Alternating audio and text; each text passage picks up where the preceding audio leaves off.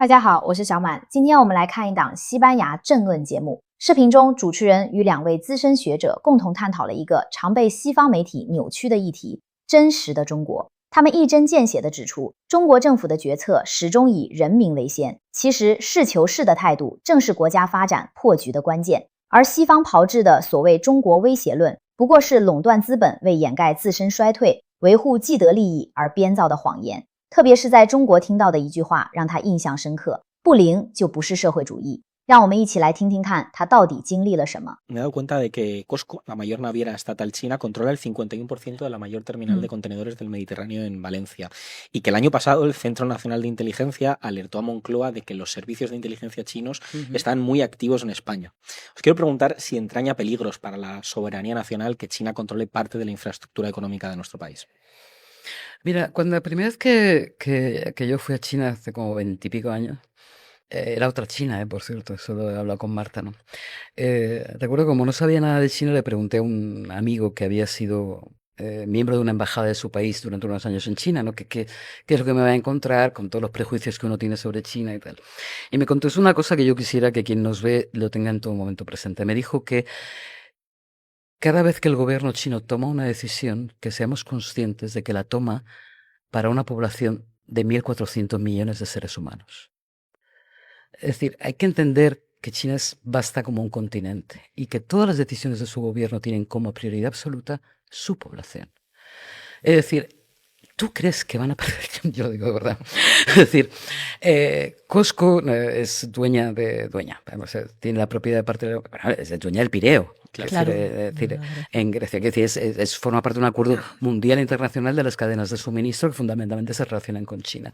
Es decir, China no tiene ningún interés en el control político de ningún país fuera de sus fronteras. Yo es que esto no sé, yo sé que cuesta entenderlo, pero es que es absolutamente cierto y te lo defienden. Es algo que es patrimonio común de los chinos. Me estoy equivocando. No, Esto nos es... los han defendido en el norte, en el sur, en las universidades a las que yo he ido. Todo el mundo tiene el mismo discurso. Es decir, ellos aprendieron de sus 100 años de humillación. Es un país gigantesco con 1.400 millones de seres humanos y la última de sus preocupaciones es tener ningún chantaje político con ningún país del mundo. O sea que es Y no te olvides que es un país en vías de desarrollo, que ellos lo tienen muy claro y que siguen trabajando por mejorar la calidad de vida de sus ciudadanos, con lo cual, aunque ejercen un liderazgo responsable, no quieren, no están en el momento de liderar nada más, siguen trabajando para mejorar la calidad de vida de su gente y de la gente con la que cooperan. Dentro de lo que tú estabas diciendo antes del puerto de Valencia. A mí lo que me parece es que España tiene que tomar la decisión de entrar en el proyecto de la Franja y la Ruta. Porque Grecia está y está con el Pireo y nosotros podemos tener muchos beneficios de formar parte de ese club de países en los que ya hay 152 países y casi 40 organizaciones internacionales. Esto es muy importante. ¿Por qué no empezamos a ver la logística de otra manera? ¿Por qué no empezamos a ver las cooperaciones culturales de otra manera? Las cooperaciones tecnológicas. ¿Por qué no democratizamos la tecnología? Que esto lo hemos hablado mucho Marga y yo, porque el gran tema de China es cómo está democratizando la IA. Y esto molesta a las empresas, a las empresas dominantes del norte global, claro. Vamos ahora al siguiente bloque, que tiene que ver con las relaciones entre China y Europa. España es un país profundamente europeísta. Lo dicen todas las encuestas.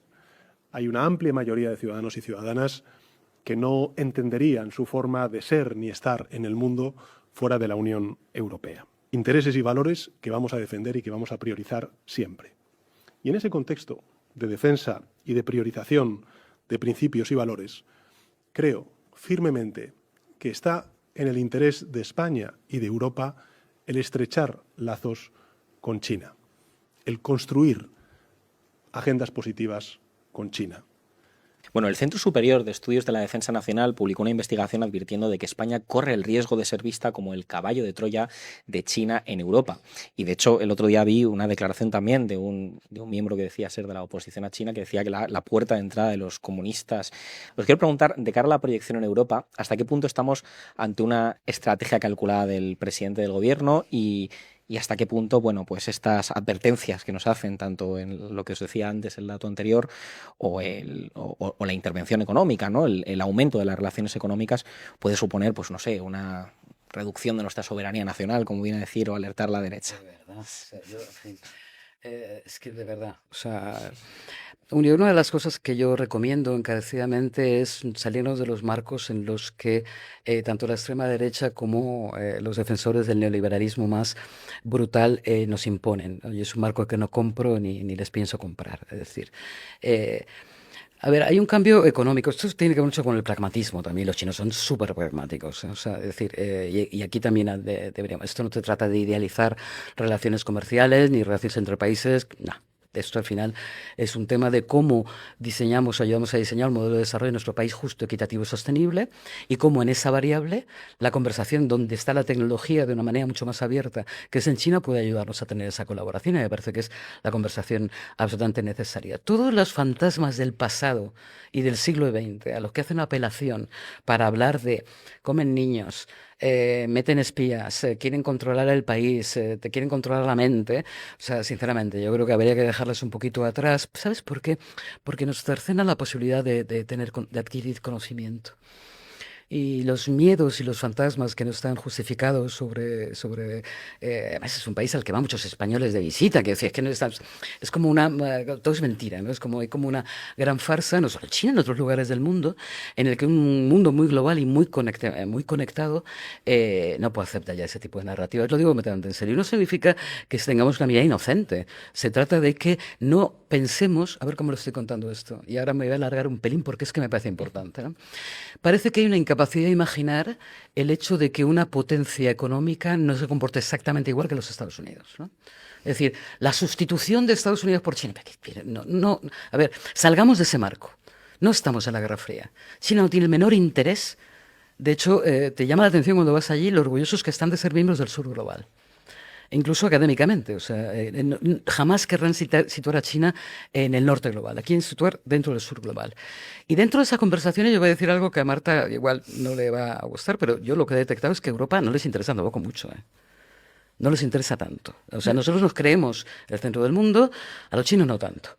Es decir, y bueno, ahora podemos hablar de que hay una relación con España. Mira, o sea, hay una relación, bueno, hasta aquí. Quiero decir, la prioridad en este momento hay un sur global, Marta lo ha dicho, que está desarrollando otras formas de cooperación y es ahí donde están centrando sus esfuerzos.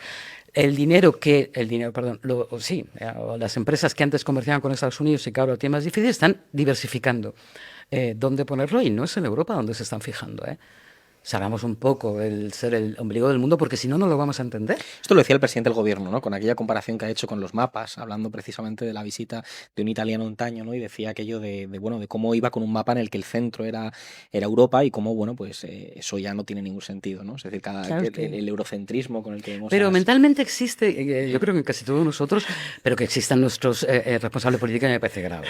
Es decir, lo digo porque lo saben. Esto se sabe, que son datos económicos, lo estamos mirando, y la necesidad de abrir Europa, de diversificar la economía, es algo que decir, en una Europa fortaleza, militarizada, que está expulsando migrantes, no como España, me parece que estamos volviendo a la Edad Media, que nadie se queje después. Es decir, Europa ha perdido el tren de la tecnología desde hace ya una década, Eso no es nuevo. Hace ya una década, y Marta lo sabe porque conoce perfectamente los desarrollos que ha habido en China. Ahora parecen sorprenderse de que en China haya taxis sin conductor. ¿Tú sabes la tecnología que hace falta para tener eso? Eso son 10 años de inversión tecnológica. Que se utilicen QR desde hace 15 años. Yo estoy completamente de acuerdo con lo que estás diciendo. O sea, bueno, lo primero decirte que eso es un discurso antiguo y que, en palabras de nuestro presidente de honor, que tiene 91 años, dice, ese discurso es muy antiguo, imagínate. O sea, ese discurso es antiguo. Completamente de acuerdo con el tema del pragmatismo. China es muy pragmática y además no rechaza la cooperación con nadie. Pero evidentemente Europa en este momento no está entre sus prioridades. Eso es una realidad, porque además Europa lo tiene etiquetado como rival sistémico. Entonces, ¿qué hacemos? ¿Somos rival sistémico? ¿Somos tu cooperador amigo? Tenemos el acuerdo de inversiones guardado en un cajón. El acuerdo de inversiones Europa-China guardado en un cajón desde 2021. Deberíamos también replantearnos esto y ver cómo queremos nosotros desde Europa trabajar. Lo que pasa que estoy completamente de acuerdo contigo. Europa en este momento no tiene una voz de liderazgo ni está sabiendo hacia dónde quiere ir. Y esto es un problema para China, porque China necesita un interlocutor válido. Pues no lo es, la verdad. Vamos, quiero decir, yo esto no lo digo como que a mí me preocupa en mi país y mi continente, y creo que en Europa y en España y en el continente hay enormes posibilidades de hacer las cosas muchísimo mejor. A mí lo que me enfada son las narrativas, primero mentirosas y por otra parte absolutamente interesadas de una élite y de una burguesía que se está beneficiando del trabajo barato en empresas deslocalizadas, y aquí nos vende eso de industrialización, no compres además industria china, y llegando a los grados de estupidez, y hablo de estupidez de manera clínica, cuando alguien te ofrece una tecnología mejor y más barata y tú decides prohibirla y comprar la tecnología peor y más cara, a mí me parece que nos están tomando el pelo, lo digo de verdad. Esto ocurre con Huawei y con el 5G. Ahora, han pasado ya 5 o 6 años, ves el enorme desarrollo que tienen estas tecnologías en China, que además se hacen, insisto, de manera colaborativa y además muy diversificadas, son muchísimas empresas, no es una como en Estados Unidos, ¿no?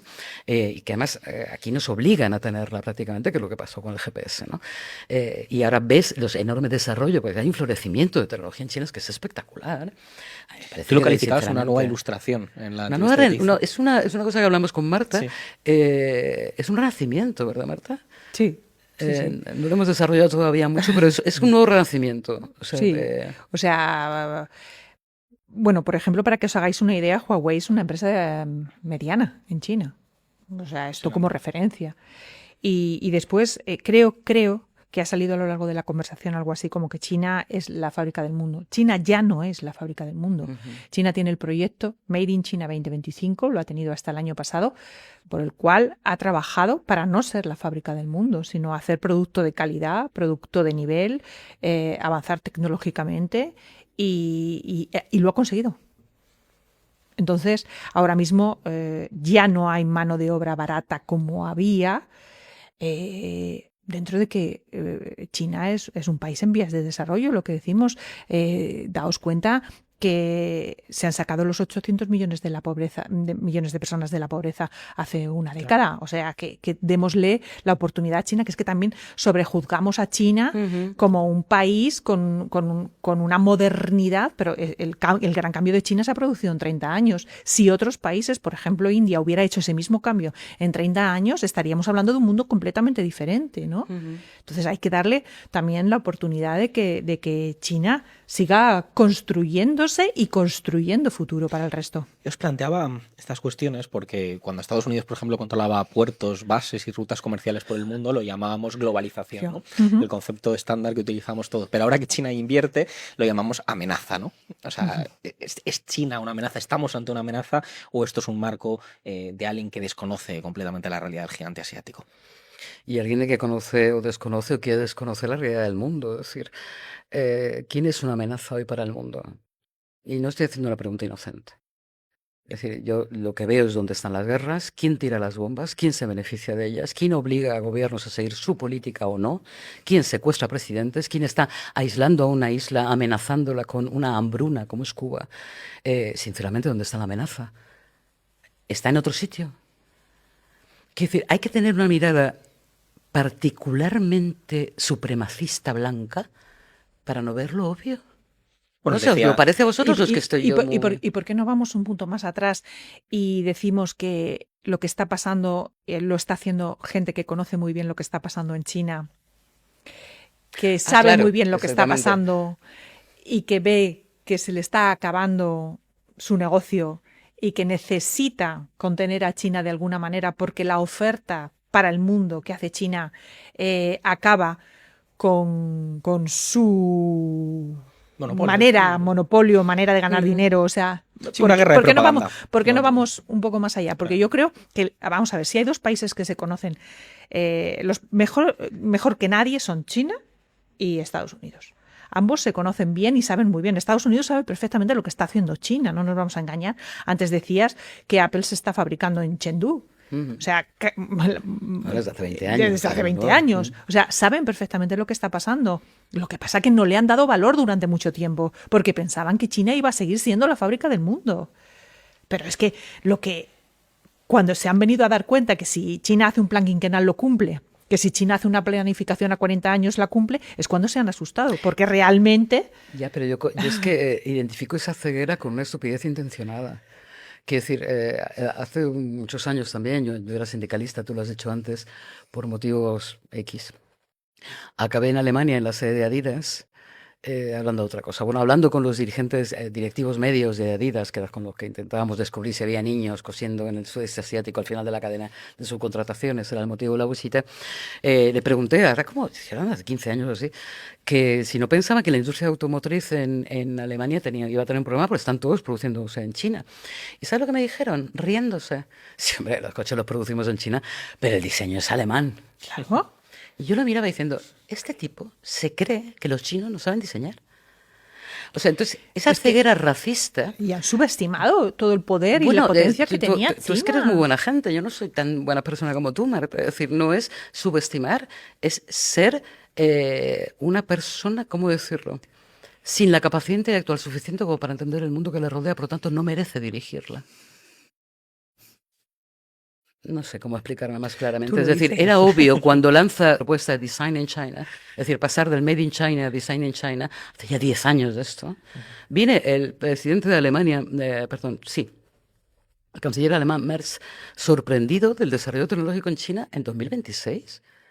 Pero vamos a ver, o sea, esta gente que está haciendo los últimos 15 años, o sea, han decidido no verlo porque se han negado a verlo porque la imagen que les devuelve de sí mismos no es la imagen que ellos quieren ver.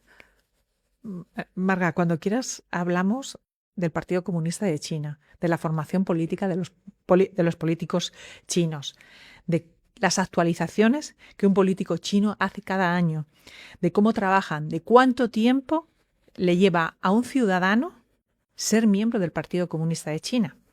¿Y cuánto tiempo le lleva a un ciudadano español ser afiliado a cualquier partido en España? Cuando hablemos de todo eso en serio y pongamos sobre la mesa, sabremos por qué China está liderando el cambio del sur global. Una cosa que yo no sé si es buena, la verdad, del todo, pero que es muy obvia a la hora de comparar, es que el desarrollo de cómo ha sido la evolución política en Europa ha llevado al final que la mayoría de los dirigentes sean abogados. En China son todos ingenieros. Todos. O sea, es una cosa escandalosa. Que a mí no sé si me parece bueno, lo digo en serio, es decir, solo digo la comparación. Es decir, de querer dirigir un proceso de desarrollo económico necesitas ingenieros. Y aquí es que es algo de lo que ni se habla, con lo cual todos los dirigentes políticos, todos no, pero una buena parte de los dirigentes políticos, ninguno sabe ingeniería, es decir, son todos abogados. Y eso te marca una forma de entender la política, es lo que quiero decir, ¿no? Siguiendo un poco la línea de lo que tú querías decir. Bueno, y hay que estudiar el socialismo de peculiaridades chinas o de características chinas, porque claro, todo esto que estás hablando de los ingenieros, por ejemplo, si ellos ven que realmente tienen que dirigir el barco, digo yo, para otro lado, son capaces de rectificar la política de 1.400 millones de personas en cuestión de días. Hay una frase que me encanta, no te estamos dejando ni hablar. Es lo que quiero, yo quiero ser aquí un accesorio. O sea, frase que me gustó mucho, que en otros viajes me dijeron la gente de China, decían aquello de, si no funciona, no es socialismo. Y me encantó la frase, es decir, porque no era un concepto idealista, sino un concepto que se basa. Si no funciona el socialismo, cambiamos y vamos en otra línea. O sea, son pragmáticos. Ellos trazan el plan quinquenal y van a llegar a esos resultados del plan quinquenal. Pero si realmente en el primer año hay algunos datos que van fallando, algunas políticas que van fallando, son capaces de rectificarlo y poner el barco hacia otro lado para llegar a ese objetivo. O sea, nunca he visto un país que se mueva tan rápido como China. En los últimos 40 años, sí, claro. No. En los últimos 40 años no lo he visto. Había una frase también que me dijeron también allí, ¿no? Que decía, 1 año de desarrollo en China es como 3 años de desarrollo en Occidente. ¿Eso lo has oído tú, Marta? Uh-huh. O más, yo diría ahora mismo más. Es decir, que es yo no he oído la frase como tal, pero yo ahora mismo te diría que yo viajo a China unas 4 veces al año.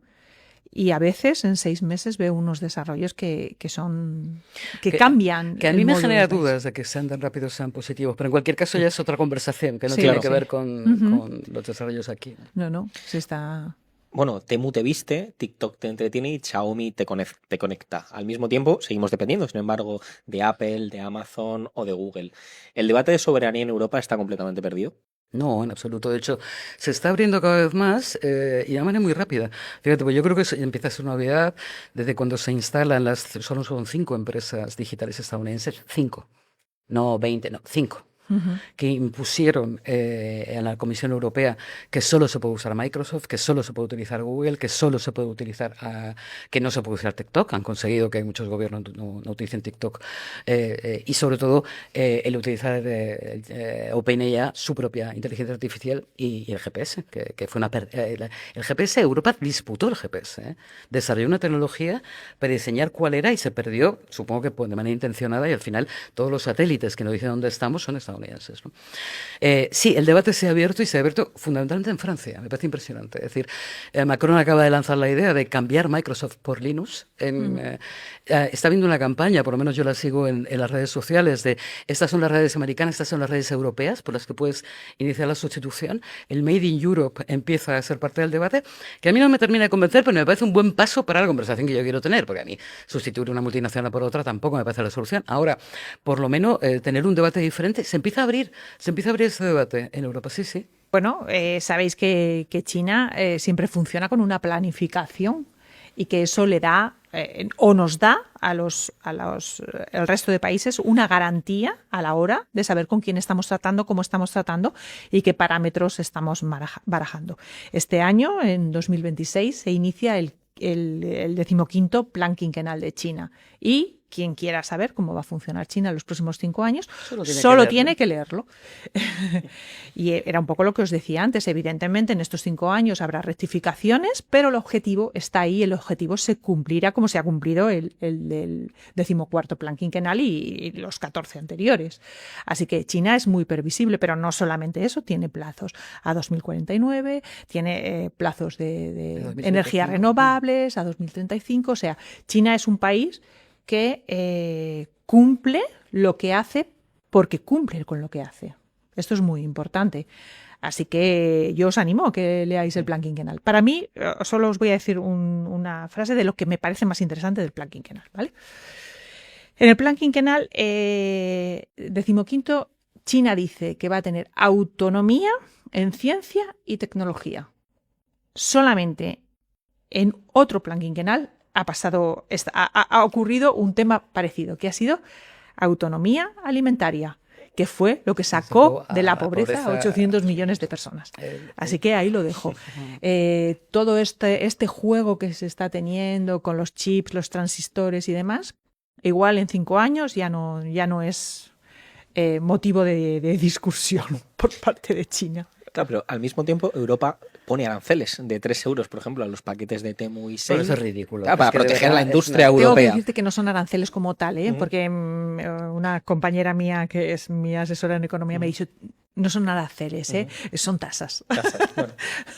Disfrázalo. Claro, pero lo hace supuestamente para proteger, ¿no?, la industria europea, que es una medida que además puede leerse como contraria a la clase trabajadora, que es la que mayoritariamente accede a estos bienes, ¿no? O sea, y no solo eso. Lo que yo creo... Sí, perdón. No. Lo que yo creo que Marga en esto sabe mucho más que yo es que es contraria al tema del liberalismo en el que vivimos. Claro. O sea, es contraria a nuestra forma de gobierno. Bueno, a mí que sea contra el liberalismo me da un poco igual. Yo no soy liberal. Pero hay una cosa que sí me preocupa y es el hecho de acabar con ciertas mentiras. Yo creo que hace cuando Trump, no sé qué hizo. El caso es que... no me acuerdo. Bueno, empezó a salir una campaña en TikTok en el cual había bastante gente en China que explicaba en Occidente cuando los aranceles, claro, cuando lanzan los aranceles urbe et orbe, sale lo que llamo el chino de TikTok, que era buenísimo. O sea, había un chico en una provincia que decía, bueno, este bolso que te cuesta 30.000 euros en España, lo hago yo. O sea, no es que haga uno igual, es que lo hago yo. Y explica en la fábrica cómo hace ese bolso. Y dice, yo te lo voy a vender por 1.000 euros. Es decir... el fetichismo de la mercancía sobre el que muchas empresas en Europa lo que han hecho no es defender la industria europea, sino especular. Es decir, comprar en China y vender aquí más caro. Eso es lo que les ha molestado. A mí me ha pasado, y esto es una anécdota personal que compartirá mucha gente que nos ve. Compré en Temu una cinta de pelo, una baratita, esta de 2 euros, por me parecía una monada.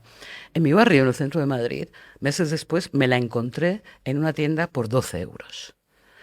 Otro producto que encontré en otra plataforma china que me compré por 4,75 €, lo encontré en una farmacia, el mismo, la misma marca, no estoy hablando de, no, el mismo por 17 euros. Es decir, intermediarios que han estado multiplicando por 5, por 6, por 10 y por 1000 el precio de productos que se hacen en China son los que han favorecido eso que tú dices. No tiene nada que ver con la industria europea, tiene que ver con que ellos que se han beneficiado siendo intermediarios sin producir, lo que quieren es ser los únicos garantes. Y lo que han hecho es una cosa ridícula, es que como no se puede imponer un arancel, lo que han hecho es que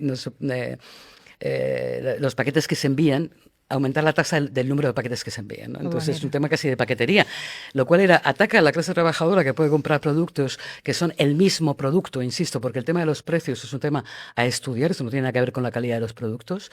Yo me he comprado en España, esto lo tengo que decir, pues una chaqueta que me ahorro dinero, me compro un buen abrigo, como típico español, ¿no? Me ahorro dinero, me compro un buen abrigo por 100 y pico euros, y la última vez que estoy en China veo uno prácticamente igual, no era el mismo, por 30 euros. Y dije, mira, aquí algo está pasando en Europa y es que dejan de producir aquí, producen ahí y nos engañan. Cambian la etiqueta, ponen Made in Europe, cosen una etiqueta que tiene nombre italiano o francés y nos creemos que es un producto europeo.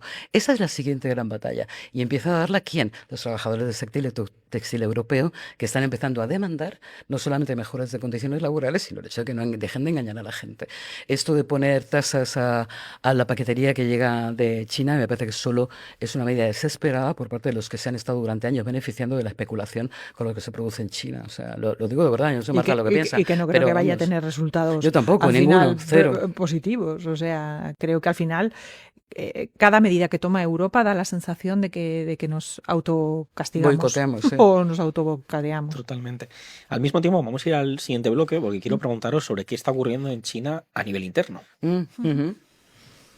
看完了这段对谈，令我感触最深的是那位白发女士在视频中展现出的深刻心态转变。从最初对中国一无所知，甚至带着西方社会固有的刻板偏见，到后来通过实地观察与交流，她真正看清了中国从百年屈辱中吸取教训，实事求是谋发展的底层逻辑。这种从傲慢与偏见走向理智与觉醒的过程，不仅是对客观事实的尊重，更展现了真正学者的良知与独立思考能力。整体而言，这几位西班牙学者的剖析十分透彻，他们跳出了西方政客惯用的零和博弈与冷战思维，直言不讳地揭露了欧洲内部的困境。靠关税大棒和贸易保护主义阻挡不了全球技术的进步，只会反噬欧洲自身。不灵就不是社会主义，这句被他们敏锐捕捉到的话，精准地道出了中国特色社会主义的精髓，极度的务实与坚定的为民。当西方还在用陈旧的滤镜俯视世界，陷入政治内耗时，中国正以一个个扎实的5年规划兑现对14亿人民群众的承诺。希望在这个充满变数的时代，能有越来越多这样清醒理性的声音，穿透意识形态的迷雾，让世界真正看到一个务实、和平、致力于共同发展的中国。